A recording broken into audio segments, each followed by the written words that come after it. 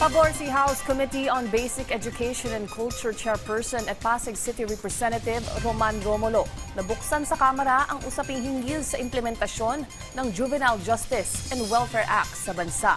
Ito ay matapos ang nangyaring insidente ng pamamaril sa isang eskwelahan sa Tacloban City. Sa naging bicameral conference committee kasama ang ilang mambabatas ay napag-usapan ang ilang mga probisyon sa pag-iral ng batas tungkol sa basic education. Sabi ni Romulo, kailangan matiyak na hindi na mauulit ang nangyaring karahasan na ikinasawi ng ilang estudyante. Dagdag pa ng kongresista na ipasa na nila ang pagbabalik ng Good Manners and Right Conduct o GMRC sa eskwelahan, maging ang mental wellness law kung saan importante anya ang pagkakaroon ng guidance counselors para sa mga bata sa eskwelahan. Pabor ako na pag-usapan po natin yung Justice Juvenile Act. Whether ibaba yung age o hindi, tingin ko hindi naman po yun yung sagot. With respect to lowering yung criminal age para sa liability, tingin ko,